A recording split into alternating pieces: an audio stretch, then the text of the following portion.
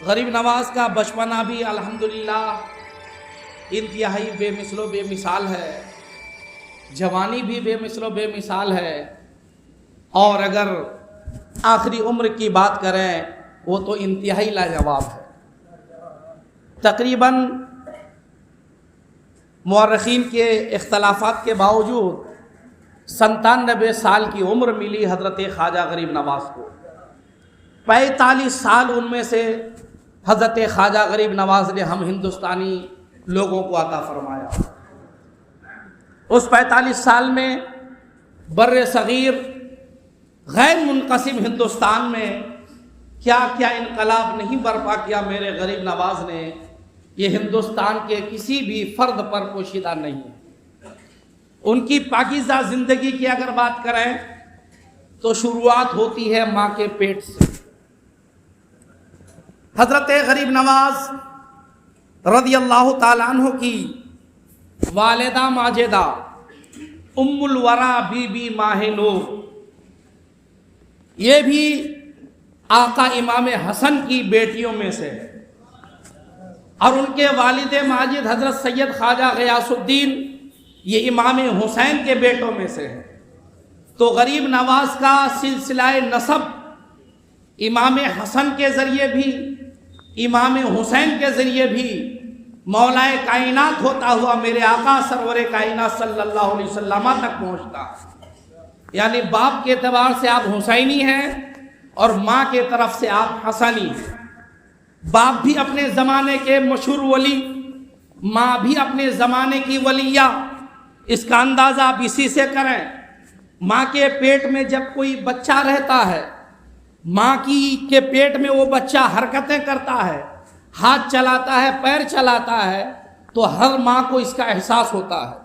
لیکن ماں کے پیٹ میں بچہ کیا بول رہا ہے، کیا بات چیت کر رہا ہے، اس کا احساس عام ماؤں کو نہیں ہوتا، انہی ماؤں کو ہوتا ہے جن کا قلب اللہ روشن و منور فرما دیا کرتا ہے۔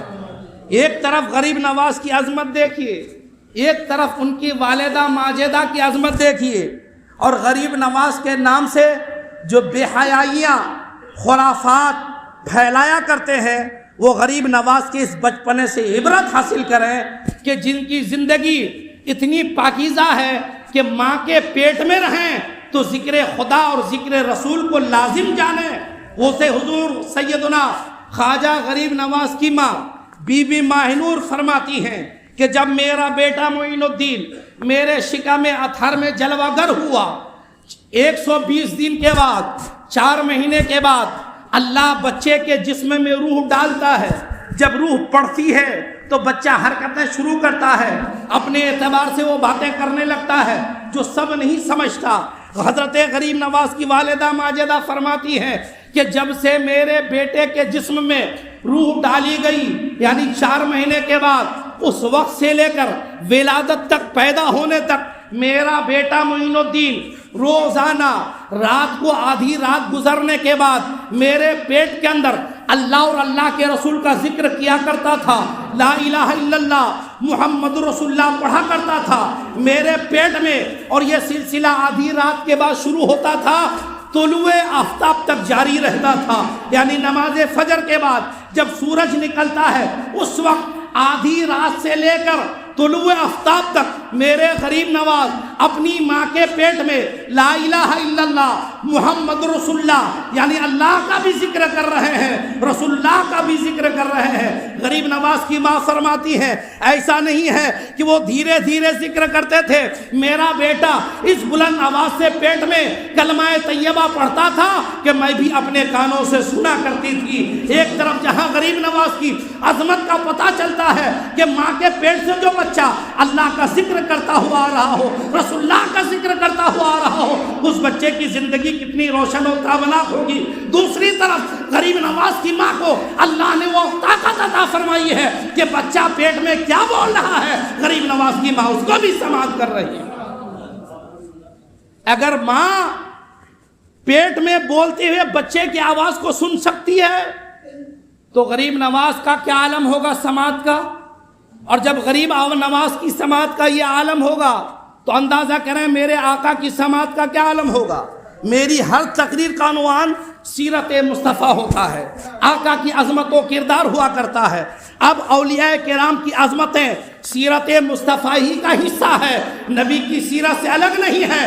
جب اولیاء کرام کی سیرت سنو گے تو نبی کی سیرت کا پتہ چلتا ہے کہ جب یہ غریب نواز اتنے سال کے بعد پیدا ہو کر ماں کے پیٹ میں اللہ و رسول کا ذکر کر رہے ہیں تو اندازہ کرو وہ مدینے کے تاجدار خدا کا ذکر کیسے کر رہے ہوں گے، ان کے ذکر خدا کا کیا عالم رہا ہوگا۔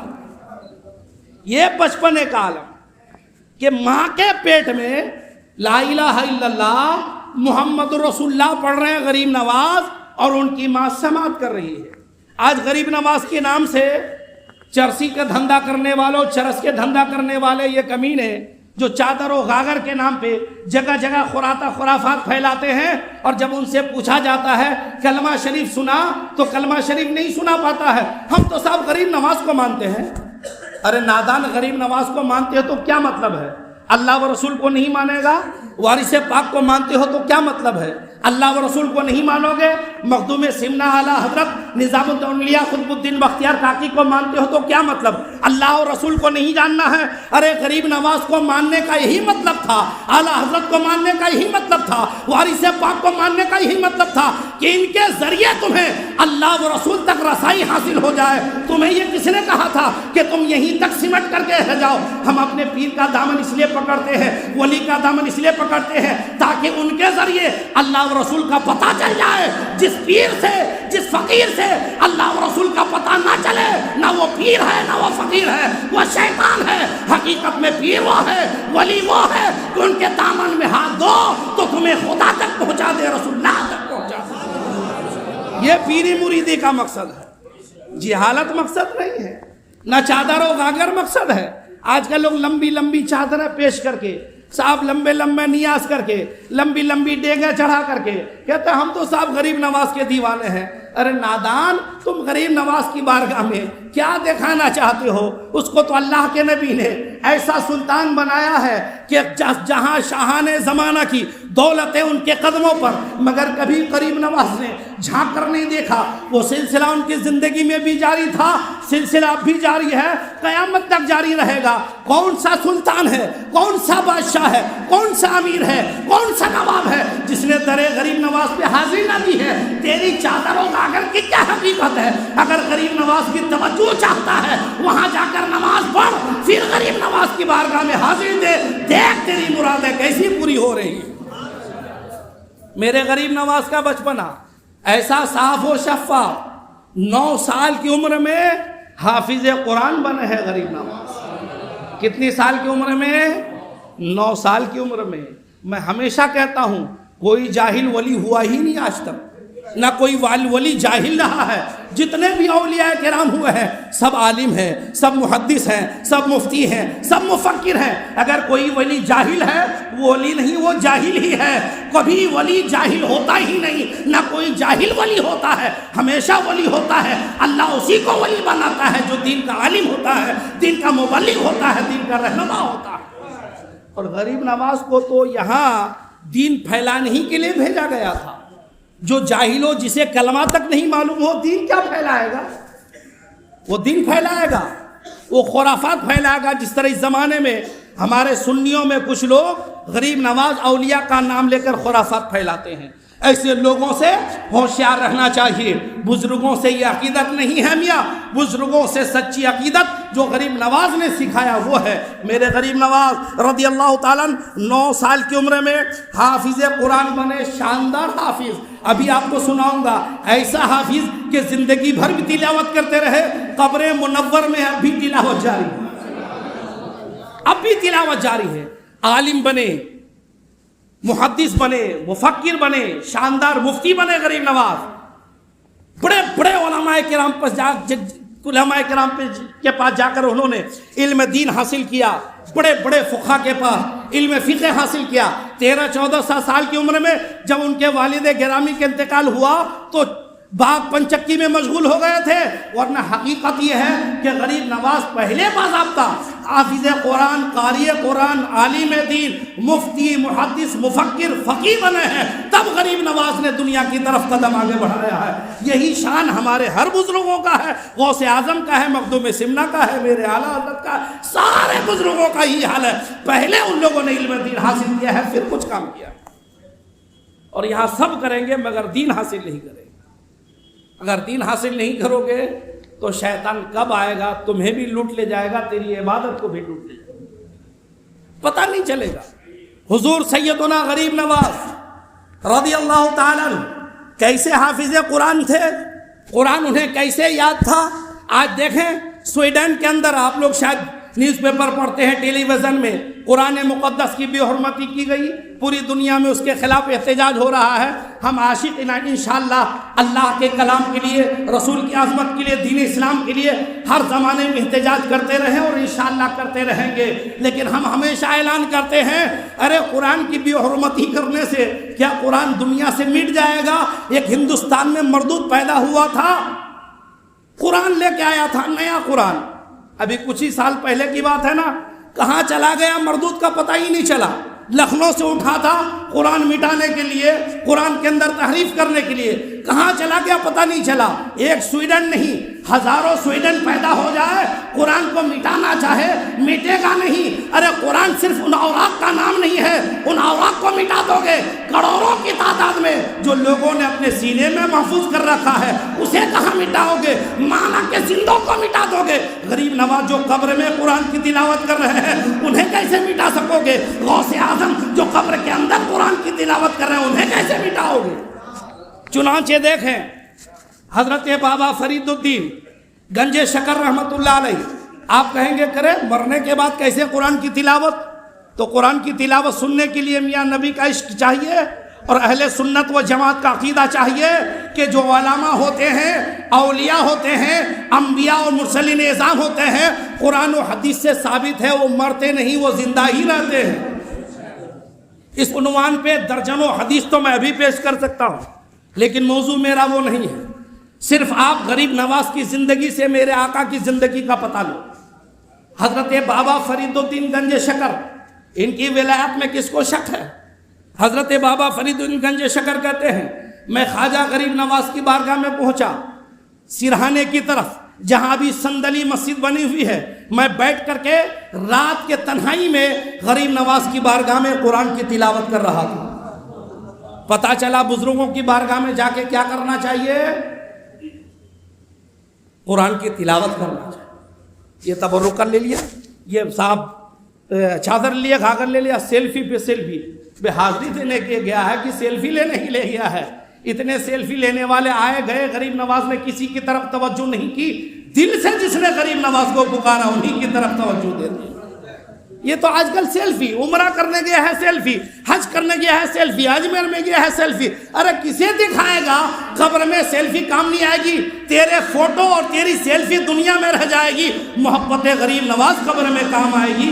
کم سے کم غریب نواز کی بارگاہ میں حاضری دے رہا ہے، سر جھکا کر جا، عقیدت مندانہ انداز میں جا، غلامانہ انداز میں جا، کیونکہ غریب نواز کا دربار وہ دربار ہے کہ ہندوستان میں کہیں دعا قبول ہو یا نہ ہو، بریلی کے اعلیٰ حضرت امام عشق و محبت نے بیان فرما دیا فتویٰ رضویہ الملفوظ کے اندر، کہیں دعا قبول ہو یا نہ ہو، درے غریب نواز جا کر، چوکھٹے غریب نواز میں جا کر جو دعا کرتا ہے اللہ اس دعا کو غریب نواز کے صدقے میں ضرور قبول فرماتا ہے۔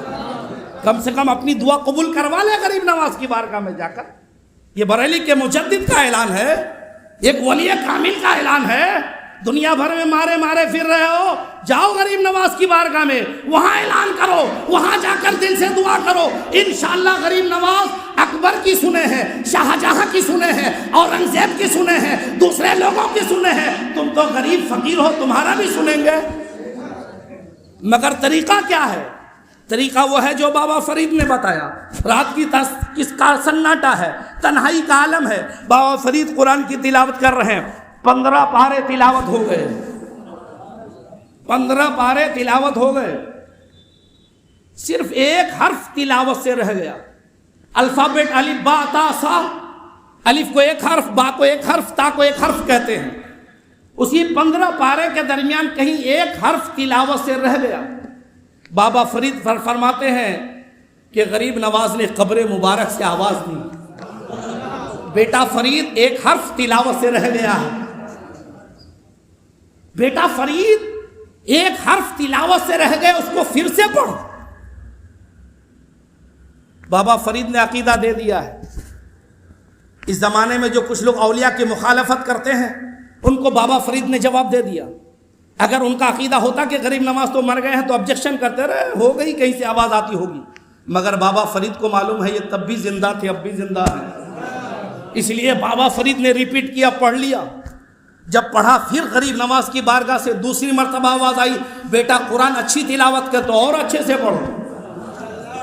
حضرت بابا فرید نے پھر ریپیٹ کی، پھر قرآن مقدس کی تلاوت ختم ہوئی۔ بابا فرید فرماتے ہیں کہ حضرت غریب نواز کی بارگاہ سے تیسری مرتبہ آواز آئی کہ صالح اور نیک بیٹے کی یہی پہچان ہوا کرتی ہے، بیٹا فرید تم نے اچھی تلاوت کر دی، دل میرا خوش کر دیا۔ پتہ کیا چلا کہ غریب نواز الحمدللہ روزہ مبارک میں رہ کر اب بھی تلاوت کر رہے ہیں، اور تلاوت کرنے والوں کی تلاوت سن بھی رہے ہیں۔ ایک مرتبہ جا یار، چند سورتیں پڑھ، غریب نواز کو سنا کر تو آ جا، تاکہ وہ آل رسول گواہ بن جائے، نبی کی بارگاہ میں گواہ پیش کرے، یا رسول اللہ سرور کائنات صلی اللہ علیہ وسلم یہ شخص تھا جو میری بارگاہ میں آ کر قرآن مقدس سنایا کرتا تھا۔ اگر غریب نواز نے نبی کی بارگاہ میں ایسا کہہ دیا تو غلاموں سمجھو پھر تمہیں کون روک سکتا ہے؟ تو بابا فرید نے بتایا کہ بزرگوں کی بارگاہ میں حاضری کا یہ طریقہ ہے کہ جا کر قرآن مقدس کی تلاوت کی جائے، تلاوت کے بعد اس کا ثواب صاحب مزار کو، تمام مومنین مومنات کو اصحال ثواب کیا جائے، پھر صاحب مزار کے توسل سے اللہ کی بارگاہ میں دعا کی جائے تو پروردگار عالم ایک طرف قرآن کی تلاوت، دوسری طرف اس بزرگ کا وسیلہ، اللہ ایسی دعاؤں کو رد نہیں فرماتا ہے۔ اے غریبوں، میرے غریب نواز کے غلاموں، اگر دعائیں قبول کرانا ہے تو غریب نواز کی بارگاہ میں اس انداز میں جاؤ جس انداز میں حضرت بابا فرید گئے۔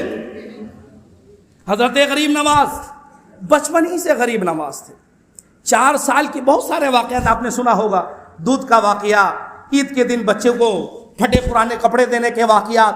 4-5 سال کی عمر تھی، مورخین نے لکھا کہ غریب نواز گلیوں میں جاتے تھے، گھومتے تھے، جو بھی غریب بچے آدمی ہوتے تھے 4-5 سال کی عمر میں انہیں پکڑ پکڑ کر لاتے تھے اور اپنے گھر میں کھانا کھلاتے تھے۔ 4 سال کی عمر سے جب یہ غریب نوازی کا وصف غریب نواز کے اندر آیا ہے الحمدللہ، آخری زمانے تک جاری رہا۔ بتاتے ہیں کہ اجمیر مقدس میں غریب نواز کا دونوں وقت اتنا بڑا لنگر چلتا تھا کہ اجمیر مقدس میں کوئی غریب، کوئی نادار، کوئی مفلس بھوکا نہیں سوتا تھا، لنگر غریب نواز سے پورا اجمیر زندگی بھر کھایا کرتا تھا۔ اتنا بڑا لنگر میرے غریب نواز کا دونوں ٹائم چلا کرتا تھا۔ پیسے کہاں سے آتے تھے؟ مورخین نے لکھا کہ خادم آتا تھا، حضور مصلی اٹھاتے تھے، ضرورت پوری کر دیا کرتے تھے۔ یہ میرے غریب نواز ہیں میاں، زندگی بھر غلاموں کو کھلایا، زندگی بھر اپنے چاہنے والوں کو کھلایا، اور آج بھی میرے غریب نواز ہم غلاموں کا خیال کرتے ہیں۔ شرط یہ ہے کہ اسی انداز میں حاضری دی جائے جس انداز میں حاضری دینے کا حکم ہمارے اولیاء کرام نے دیا۔ میرے غریب نواز کہاں کہاں نہیں کرم فرمائے ہیں، کس کس پر نہیں کرم فرمائے ہیں۔ اخلاق و کردار کا تو دھنی تھے، اجمیر شریف آئے، کن کن حالات کا سامنا نہیں کرنا پڑا، کن کن مشکلات کا سامنا نہیں کرنا پڑا۔ ایک بار تو ایک شخص آیا دوسرے کا اعلیٰ کار بن کر، حاسدین دشمنوں کی بھی کمی نہیں ہوتی ہے، کوئی انسان مقبولیت پر فائز ہوتا ہے، مقبول ہوتا ہے، تو حاسدین، بغض رکھنے والے، دشمنی کرنے والے بھی بہت ہوتے ہیں۔ ایک شخص کو لوگوں نے تیار کیا کہ جا غریب نواز کا قتل کر دے۔ دیکھیں سیرت مصطفیٰ کا آئینہ میرے غریب نواز کیسے ہیں۔ آقا کے بارے میں آپ نے سنا ہوگا کہ دشمنوں کے ساتھ کیسا سلوک کیا ہے، جان سے مارنے کے ارادے سے آتے تھے، کیسا سلوک کیا ہے۔ نبی کا بیٹا حسن سلوک فرما رہے ہیں۔ ایک شخص غریب نواز کے قتل کے ارادے سے آ رہا ہے، اپنے آستین میں چھری چھپا لیا ہے، خنجر کو چھپا کر کے غریب نواز کی بارگاہ میں آیا ہے۔ جیسے ہی غریب نواز کی بارگاہ میں پہنچا، غریب نواز نے اس کے باطنی حال معلوم کر لیے، نیت کون سی لے کر آیا ہے غریب نواز کو پتہ چل گیا۔ غریب نواز نے بڑے پیار محبت سے سامنے بٹھایا، اور بیٹھانے کے بعد فرمایا ہم بالکل نہتے ہیں، آپ جس ارادے سے آئے ارادہ پورا کر لیں۔ مارنے کے لیے آیا ہے، جان سے آستین میں خنجر لے کر، چاقو لے کر کے آیا ہے، اس کو پیار سے محبت سے غریب نواز بیٹھاتے ہیں، حالات معلوم کر کے۔ ہم لوگ ہونے سے پہلے، آنے سے پہلے ہی دروازے پہ وہی شوٹ کرواتے تھے، وہی کچھ مجھ سے جان سے مارنے کی دھمکی سے آیا ہے۔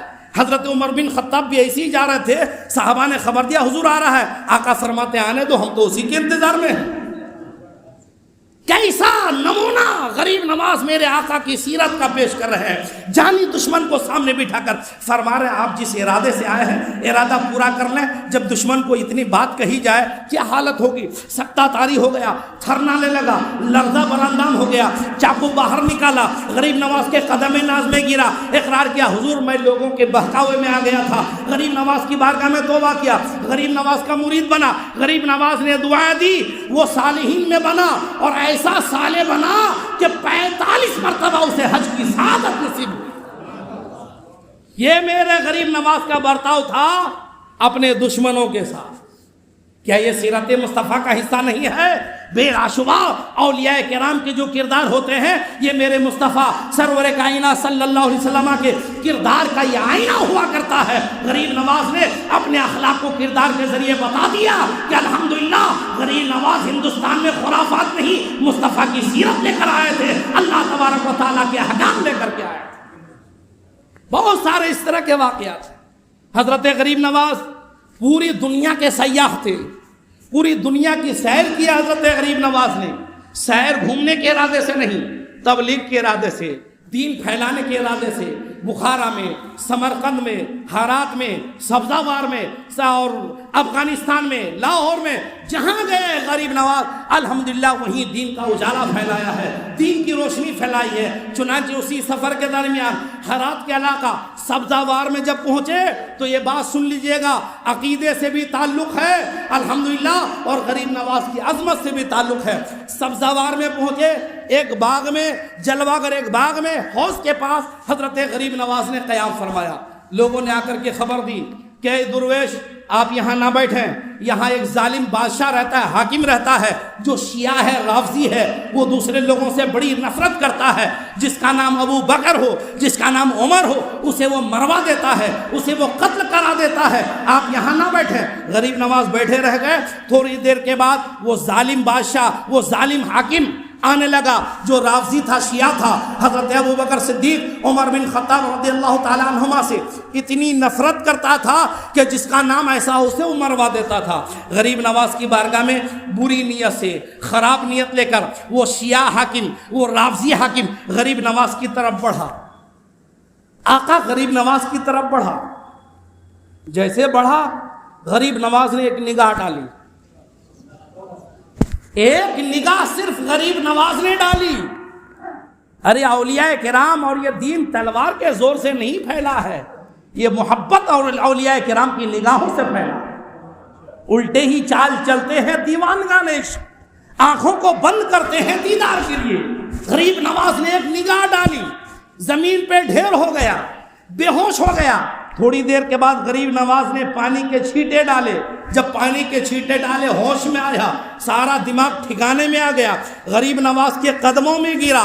قدم میں گرنے کے بعد رافضیت اور شیعت سے توبہ کیا۔ کس سے توبہ کیا؟ رافضیت شیعت سے توبہ کیا۔ غریب نواز نے اسے عقیدہ بتایا کہ دیکھو جو شیعہ عقیدہ رکھتے ہیں وہ غلط ہے، صرف مولا علی کی محبت ایمان والوں کے لیے کافی نہیں ہے۔ نبی نے جتنے صحابہ سے محبت کیا، ہر صحابی کی محبت کا دل میں ہونا ضروری ہے۔ آقا کریم نے مولا علی سے بھی محبت کیا، عثمان غنی سے بھی محبت کیا، عمر بن خطاب سے بھی محبت کیا، صدیق اکبر سے بھی محبت کیا۔ اس لیے سارے صحابہ سے محبت کرو گے تب نبی راضی ہوں گے، تب خدا راضی ہوگا۔ یہ دعوت غریب نواز نے دی ہے، معین الدین اجمیری نے دی ہے۔ اس کے بعد قدموں میں گرا، تائب ہوا، توبہ کیا، پوری فیملی کے ساتھ غریب نواز کا مرید ہوا۔ اس ظالم حاکم کے پاس جتنی دولت تھی ساری دولت غریب نواز کے قدموں میں لا کر کے ڈھیر کر دیا۔ غریب نواز نے فرمایا مجھے ان دولت کی ضرورت نہیں، جو مال ظلم و ستم سے جمع کیے گئے ہوں وہ مال انہی کا حصہ ہے جن کا تم لیے ہو، لہٰذا اگر تم اس شریعت مطہرہ کے مطابق زندگی گزارنا چاہتے ہو تو ظلماً جن سے تم نے مال لیا سب کو واپس کرو، تب تم میرا مرید صادق بن پاؤ گے۔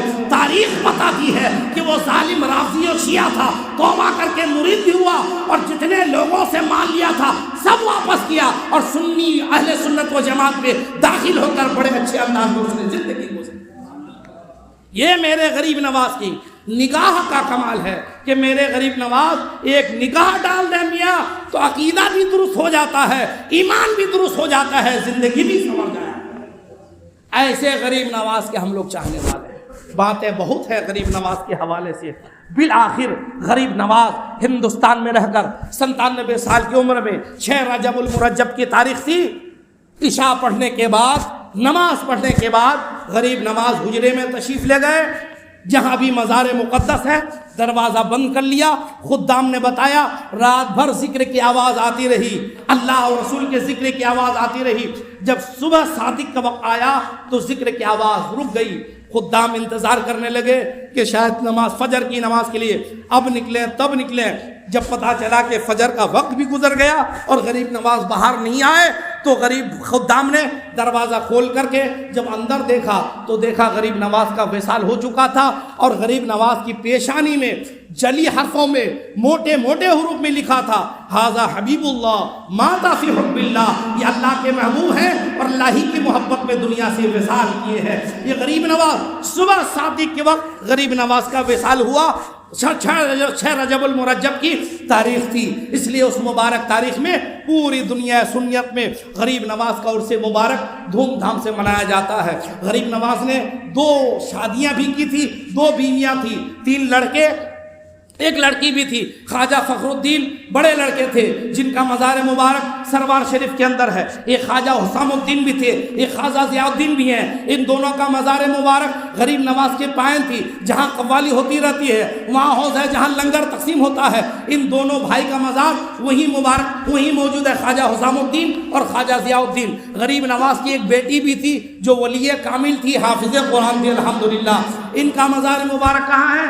غریب نواز کی پائن تھی، کہاں؟